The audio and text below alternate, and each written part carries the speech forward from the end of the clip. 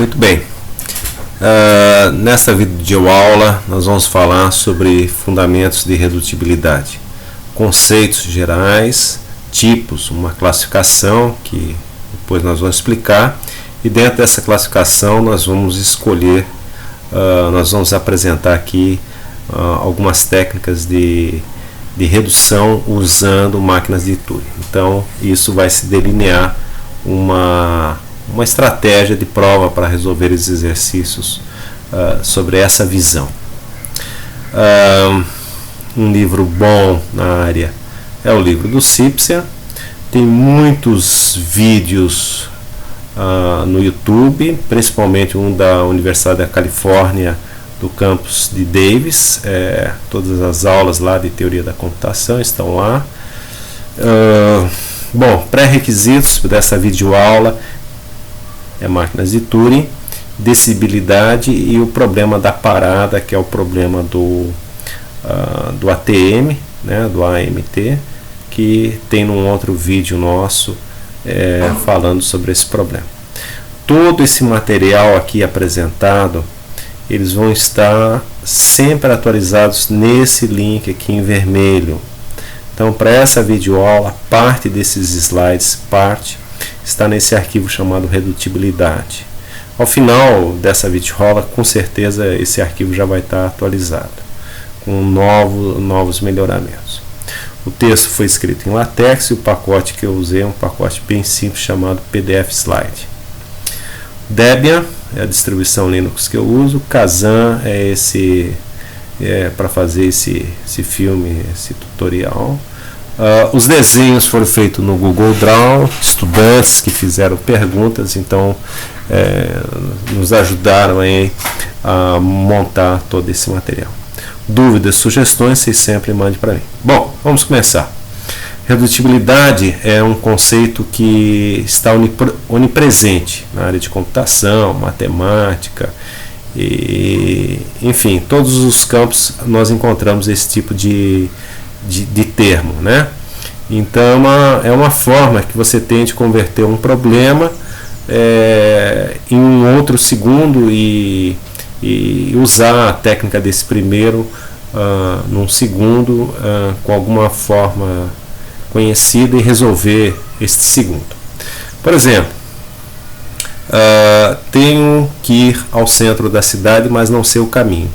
Vou reduzir o problema de não saber o caminho em comprar um mapa. Eu tendo um mapa, eu sei o caminho. Mas isso aí vai ter que levar a outros problemas. Por exemplo, onde eu vou encontrar o local para comprar um mapa? E eu tenho dinheiro? Enfim, o grande detalhe que está por trás é que você vai transformando em problemas, mas você não vai necessariamente reduzindo a complexidade deles.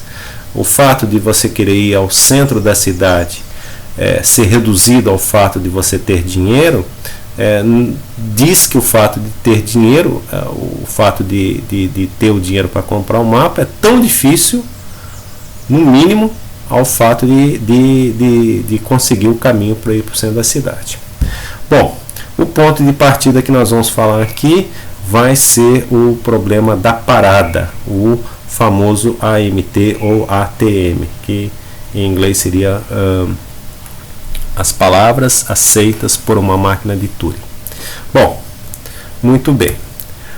Para fins didáticos, nós vamos montar uma classificação de tipos de redução. Tá? Veja que esse texto está em vermelho, que é uma classificação para diferenciar vários detalhes que existem em torno da palavra redução. Então tem uma abordagem que é a mais conhecida, que é essa dos problemas da classe NP completa. Então, quando você está lá convertendo um problema do tipo 3SAT para SAT, né? Então nós temos essa abordagem, que é a mais conhecida. Nós temos uma outra abordagem chamada por função de mapeamento, seção 5.4, uma abordagem chamada por históricos de computação, seção 5.3, e a abordagem que nós vamos ter aqui é a abordagem via máquina de Turing, né? Ok, muito bem. Todas essas visões, na verdade, elas são equivalentes. Então, existe uma grande teoria de redução? Existe sim, e todas elas são equivalentes, porque a ideia é que uma máquina de Turing vai computar uma função que vai definir um problema, que vai resolver um problema, e por assim dizer, tudo isso fica equivalente. Muito bem. Aqui nós temos uma ideia da visão, por exemplo, algorítmica, certo? Nós temos um problema A, esse problema A vai ser reduzido ao problema B. Esse problema B, eu tenho um algoritmo conhecido para ele, então eu vou transformar as entradas instâncias de A para as instâncias de B, aplicar em B, e depois a solução que der em B, eu vou ter a solução em A. Então essa aqui seria, digamos assim, a definição mais clássica, né, conhecida de redução. Bom, basicamente o que nós vamos ter que fazer aqui uma equivalência entre linguagens e problemas, e a ideia é que nós vamos sempre supor assim, dois problemas P1 e P2, e P1 vai ser representado por uma máquina M1 e P2 M2, e respectivamente cada uma delas vai ter um conjunto de palavras aceitas, LM de 1, LM de 2, conforme está aqui nesse primeiro item, certo? Então isso aqui num sentido mais amplo de ciência da computação, né? Nós sempre estamos falando que as linguagens, elas estão expressando soluções de problema, né? Muito bem. Um exemplo seria o caso clássico da área de compiladores, né? Nós temos as gramáticas sensíveis a contexto, e essas gramáticas, por sua vez, elas definem a área de compiladores como um todo. Muito bem. Formalizando, nós vamos dizer assim: se P1 se reduz a P2, significa que você pode usar uma ideia de um decisor de P1, um teorema, para decidir um problema P2, uma hipótese. Essa aqui vai ser uma das ideias chaves desta videoaula. Ou seja, se M1 se reduz a M2, a máquina de Turing M1 se reduz a um decisor do tipo S, já vamos ver isso em figuras, para M1, e a um redutor R para M2. Até aí nós estamos apenas fazendo essa equivalência entre linguagens, problemas e máquinas, certo? Muito bem. Esse símbolo cada símbolo matemático que vão aparecendo aí, fiquem atentos, né? Nem sempre estão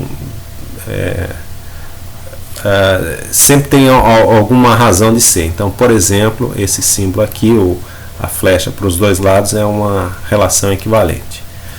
Muito bem. Ok, e o ponto de partida vai ser, como nós falamos, que é o problema da parada, que é um problema conhecido como indecidível. Ilustrando o que nós temos aqui, a definição anterior, a ideia sempre vai ser essa: uma máquina decisora para M1, para o problema M1, vai ter uma máquina redutora denominada por R, vai ser uma outra máquina de Turing, e uma composição aqui de uma ideia de uma tradução para uma máquina M2, que eu quero fazer uma demonstração sobre alguma propriedade de M2, certo? Então, aqui nós fazemos a leitura. Dada a entrada x para uma máquina M1, essa vai ter uma resposta sim, logo x vai pertencer a LM de 1, e não, ela não pertence a LM de 1. Respectivamente, se aqui M2 der um sim também, vai pertencer a LM de 2, mas essa necessariamente não há nenhum fato de que tudo que LM de 2 aceitar, LM de 1 vai ter que aceitar, né? O que está aqui nesta máquina não necessariamente vai ser dessa daqui. Bom, basicamente o que eu falei vai estar aqui escrito, eu fiz questão de escrever todos os detalhes, eu vou omitir essa parte, certo? Mas fica aí para quem depois for ler, leiam com calma e vai estar tudo bem explicado. Em resumo, nós vamos usar uma prova de um problema conhecido em M1 e descobrir indecibilidade ou indecibilidade de um proposto M2, certo? Nós vamos ver já isso mais adiante, o que isso aqui quer dizer. Muito bem, nós temos que colocar algumas questões sobre decidibilidade. Por exemplo, se a máquina interna M2 for um autômato finito determinístico, isso é um problema decidível, certo? Então, uma máquina de Turing que não necessariamente seja a máquina de Turing, mas sim seja um autômato finito determinístico, aí é um problema decidível. Idem quanto foram as palavras aceitas por uma gramática livre de contexto, também é um problema decidível. O que nos interessa aqui, em particular, são definições em torno da máquina de Turing. E essas definições nós sempre vamos partir de um problema que é reconhecido indecidível, que é o AMT, né? Então, que esse problema aqui, eventualmente, ele pode ciclar, né? E muitas vezes ele pode parar e muitas vezes ele pode não parar. Quando ele para, ele vai aceitar, reconhecer. O que ele aceita está em LM, né, a linguagem definida por ele. Então, a MT é sempre definido aqui por esse par, M e o W, as palavras W que M aceita. Então, isso aí é a nossa definição básica. Ok? Então, item 1 e 2 aqui são problemas decidíveis, a partir do item 3 aqui já são considerações indecidíveis.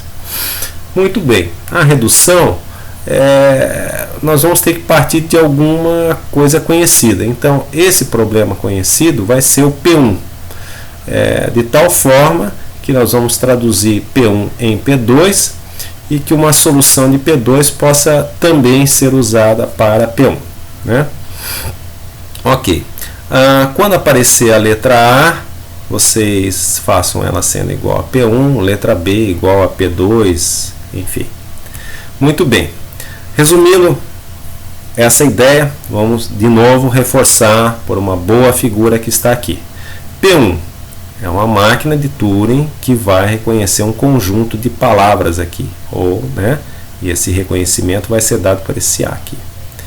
Esse redutor, né, ele pode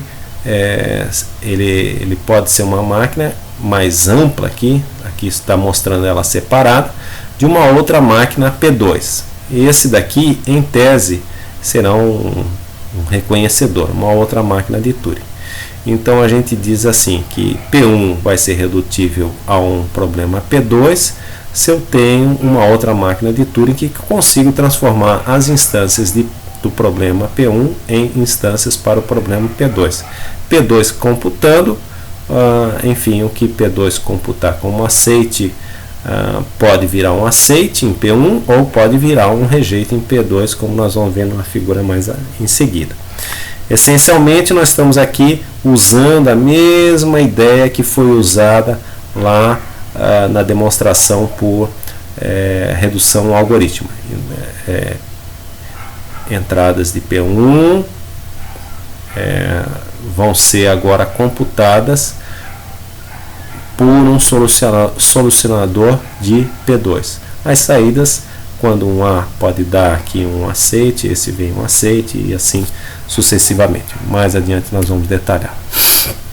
A regra do jogo sempre vai ser essa daqui, enfim, se A se reduz a B ou P1 se reduz a P2, significa que você pode ter um decisor de B para decidir o problema A. Daí vão levar algumas reflexões. Se o problema A é redutível a B, então vejam, essa aqui é aquela implicação lá. C e somente C, B é decidível, então o A é decidível também. Isso é fácil de ver. Agora, se o problema A é redutível a B e A é indecidível, então B é indecidível. Certo? Muito bem. Esse destaque aqui em vermelho vai ser a regra, a grande chave de resolver os problemas usando aqui redução. Ok. Enfim, tem outras perguntas para você refletir, do tipo assim: problema A é redutível a B. A é decidível, então o B será decidível? Não, nesse caso nada pode se afirmar, porque ele pode ser um problema indecidível e ele está computando A, certo? Fica a segunda pergunta para se pensar aí. Agora, A é redutível a B e o B é indecidível, então o A vai ser o quê? Né? Também, novamente, não se pode definir muita coisa sobre isso, sobre essas duas questões. Muito bem. A regra que nós vamos usar, que nós vamos chamar de regra do jogo, game ruling, a ideia é assim: se o problema da linguagem A é redutível a B, A é indecidível, então o B vai ser indecidível. Tá ok? Muito bem. Aqui tem algumas definições que apenas fortalecem o texto aí que eu já tinha escrito, do Humberto Longo, da Universidade Federal de Goiás. Vale aqui só a nota. Bom, muito bem. Então agora nós terminamos a definição dos elementos de quem é a máquina que reduz e quem é o redutor e como vai ser a saída. Então a estratégia de prova, em geral dos problemas, elas têm a seguinte arquitetura como mostrada aqui nessa figura. Então vamos lá. X pertence à linguagem definida pela máquina M1, certo? M2 é a proposição em geral que deseja-se demonstrar. Esse M2 seria a nossa grande incógnita e perguntar: M2, tu és decidível ou indecidível? Assim, nós podemos dizer que o que nós sabemos de M1 vai ser um teorema e o que nós sabemos de M2 vai ser uma hipótese, ok? Então, da ideia de uma formulação da ideia do conceito de provas lógicas, a ideia é sempre aqui: olha, o teorema ele existe, agora se eu tenho que verificar as hipóteses, se elas chegam ou não ao teorema. Então essa aqui é a parte que eu vou ter que fazer uma verificação. É uma prova precisamente pela contradição. Ok? Muito bem. O redutor também vai ser uma outra máquina de Turing. E aqui, as saídas que der nessa combinação redutor mais a máquina M2, que eu desconheço, vai ter que se configurar precisamente o que M1 está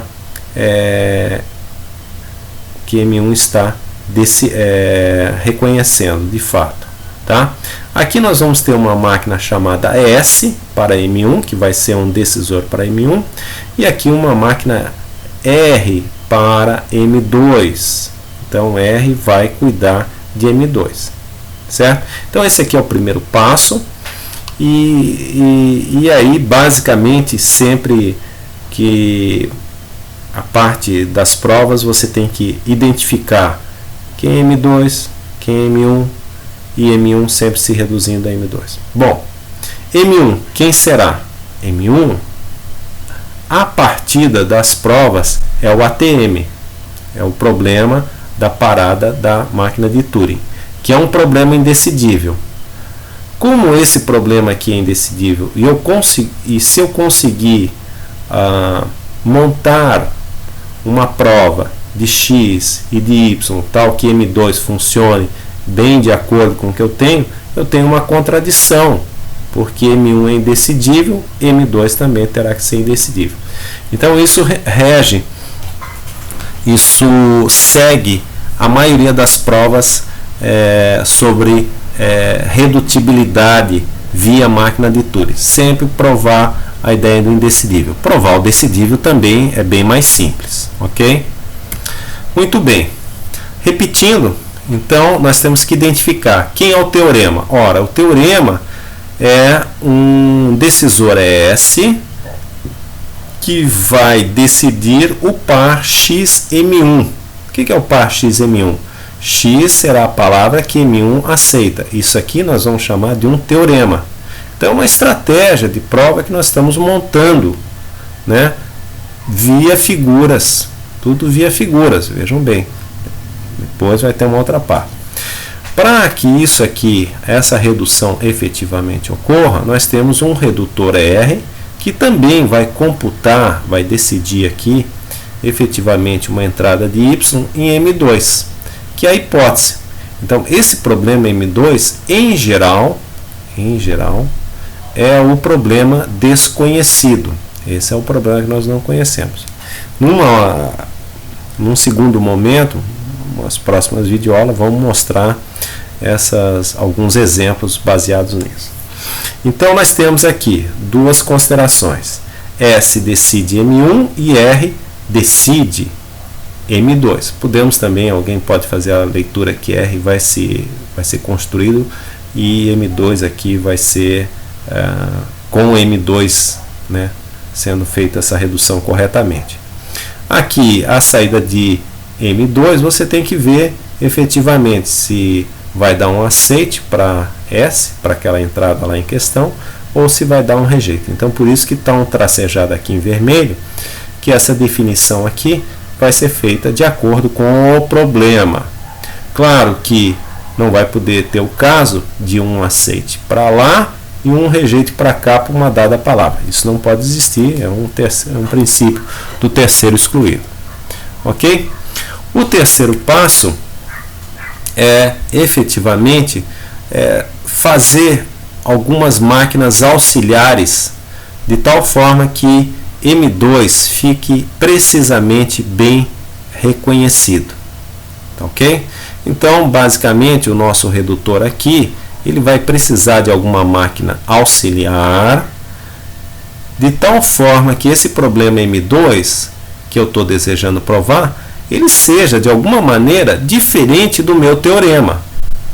Que se eu tenho um teorema que já é indecidível, eu não preciso provar M2. Então, eu tenho que fazer alguma construção, alguma elaboração de inserir algum elemento que torne M2 diferente do que eu quero provar, né? Por exemplo, se eu quero provar que uma máquina de Turing é indecidível quanto ao vazio, ora, eu posso simplesmente dizer, essa máquina de Turing é indecidível para o vazio, mas como é que eu vou demonstrar o vazio? Então, eu preciso de uma modificação de uma terceira máquina de Turing aqui para ser feita. Então, vejam que nessa figura aqui nós temos uma, duas e uma terceira máquina de Turing e uma quarta máquina de Turing, né, por assim dizer. Então, são máquinas de Turing uma dentro da outra. Finalmente, essa figura aqui, ela é uma figura bastante genérica, no sentido de detalhar todos os pontos agora aqui de entrada, saída, quando essa máquina aqui auxiliar vai rejeitar, quando ela vai aceitar, pode ser que ela se conecte direto aqui numa rejeição, pode ser que ela venha para cá e ela não coloque a computação em M2, enfim, essa aqui seria uma estrutura básica, né? Agora está faltando detalhar, olha, quem é essa máquina. Então, isso cada problema vai existir uma definição em torno disso aí.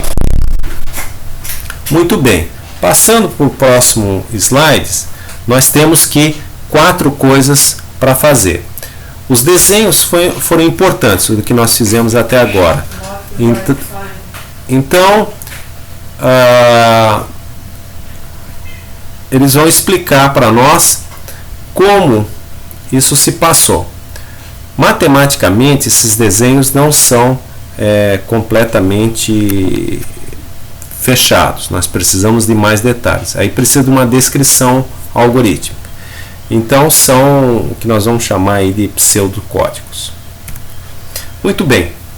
Uma outra visão aqui mais importante dessa estratégia é que nós vamos sempre ficar de olho nisso aqui que está ocorrendo. Olha, a fração das palavras aceitas em P1 tem que de alguma maneira estar sendo aceitas aqui em P2, né? Então esse caso aqui de P1 para P2 é o caso do mapeamento algoritmo, e aqui da palavra das palavras que foram rejeitadas. Aqui então funciona a redução algorítmica. Muito bem.